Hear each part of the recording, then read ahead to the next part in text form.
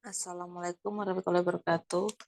Di sini saya Eka dan Lestari, NPM 20 01 02 0072 dari kelas S1 Akuntansi Paralel akan mempresentasikan mengenai akuntansi pesantren.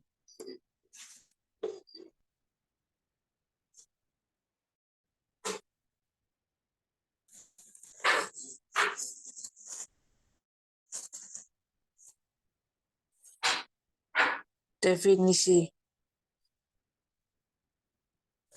Pondok pesantren merupakan lembaga pendidikan Islam dengan sistem asrama atau pondok, yang mana kiai menjadi figur sentral.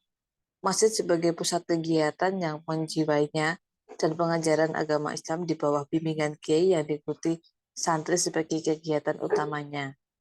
Selain itu, pondok pesantren dapat juga diartikan sebagai laboratorium kehidupan, tempat para santri belajar hidup dan bermasyarakat dalam berbagai segi dan aspeknya.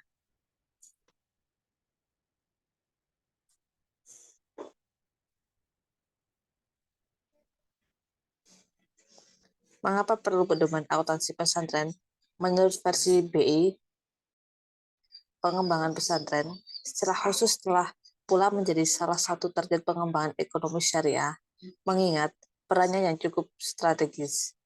Pesantren yang maju dan modern memiliki potensi yang sangat besar untuk menjadi salah satu lokomotif pertumbuhan ekonomi syariah dalam bentuk peningkatan produksi, barang dan jasa, serta pencetak sumber daya insani.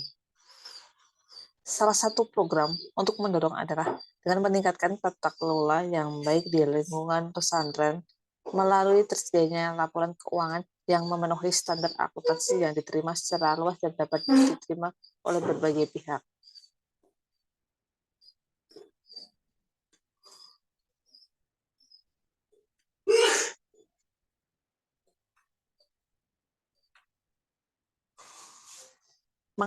Mengapa perlu pedoman akuntansi pesantren?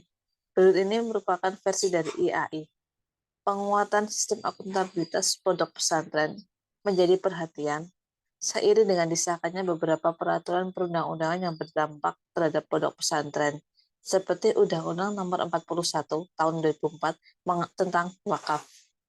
Dengan adanya pedoman akuntansi ini, diharapkan dapat memudahkan pondok pesantren dalam penyusunan laporan keuangannya, serta dapat memberikan nilai tambah bagi kemajuan pondok pesantren.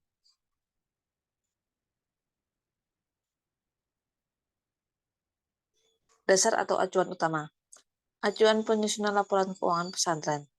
Acuan utama, standar akuntansi keuangan entitas tanpa akuntabilitas publik atau SAK etap. PSAK dari SAK yang dikeluarkan oleh DSAS. Jika SAK memberikan pilihan atas pelakuan akuntansi, maka penyusunan laporan keuangan pondok pesantren mengikuti ketentuan yang ditetapkan dalam pedoman ini.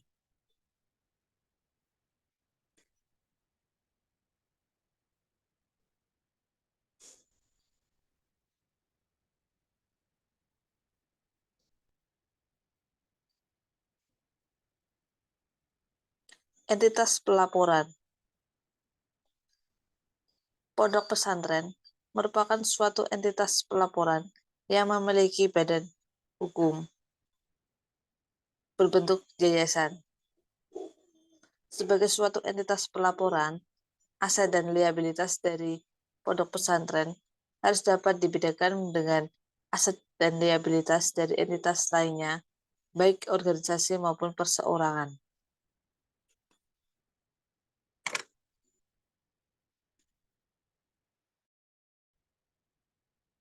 Badan usaha dibedakan menjadi badan usaha yang dikelola secara mandiri dan badan hukum yang berdiri sendiri.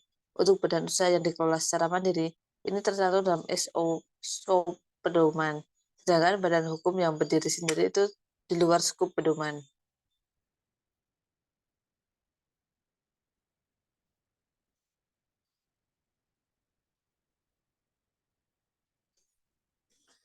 Klasifikasi pondok pesantren menurut Peraturan Menteri Agama Nomor 3 Tahun 1979, pondok pesantren dibedakan menjadi 4 tipe.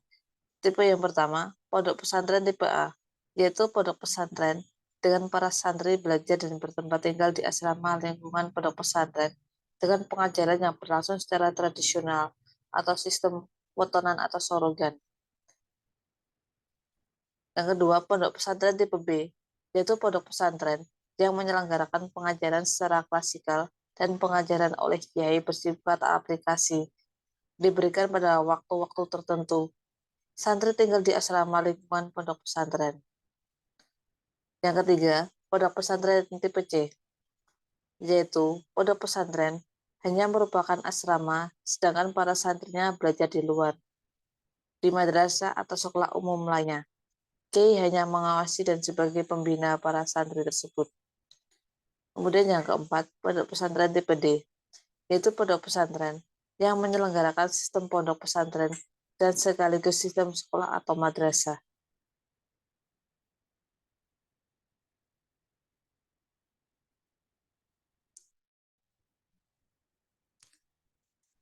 Unit usaha.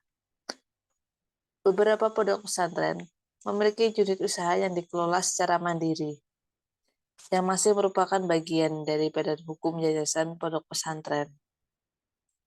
Unit usaha strategis tersebut termasuk dalam entitas pelaporan pondok pesantren. Sedangkan untuk unit usaha dari pondok pesantren juga dapat berdiri sendiri sebagai badan hukum yang terpisah, seperti dalam bentuk koperasi, perseroan terbatas, dan bentuk badan hukum lainnya.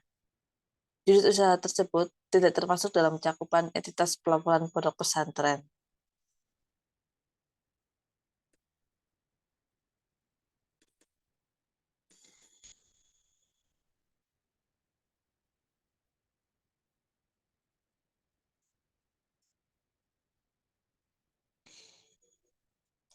Tujuan laporan keuangan yang disajikan yayasan pondok pesantren.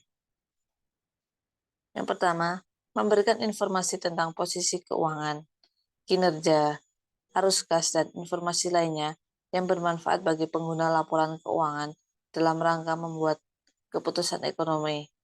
Kemudian yang kedua, sebagai bentuk pertanggungjawaban pengurus yayasan pondok pesantren atas penggunaan sumber daya yang dipercayakan kepadanya.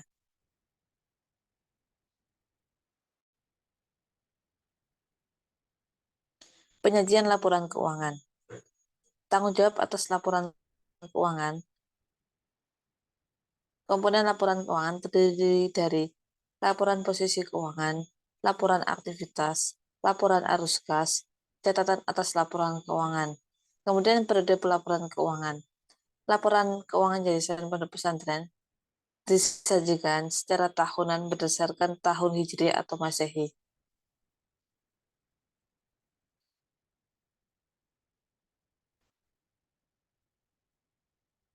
Kebijakan akuntansi. Kebijakan akuntansi yayasan pondok pesantren harus mencerminkan prinsip kehati-hatian dan mencakup semua hal yang material serta sesuai dengan ketentuan dalam SAK etap. Dalam menetapkan kebijakan akuntansi tersebut, maka harus mempertimbangkan beberapa hal, diantaranya persyaratan dan panduan dalam SAK etap yang berhubungan dengan hal yang serupa, kemudian definisi, kriteria, pengakuan, dan konsep pengukuran aset, liabilitas, pendapatan, dan beban dalam konsep dan prinsip pervatif dari SAK etap. Selanjutnya, persyaratan dan panduan dalam SAK yang berhubungan dengan isu serupa dan terkait.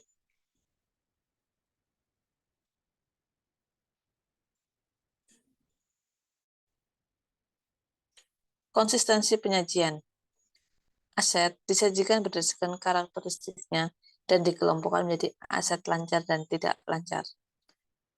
Kemudian liabilitas disajikan menurut urutan jatuh temponya dan dikelompokkan menjadi liabilitas jangka pendek dan liabilitas jangka panjang. Aset neto disajikan jadi aset neto tidak terikat, aset neto terikat temporer, dan aset neto terikat permanen. Sedangkan untuk kas dan setara kas diklasifikasikan menjadi arus kas dari operasi, investasi, dan pendanaan. Arus kas dari operasi disajikan dengan metode tidak langsung.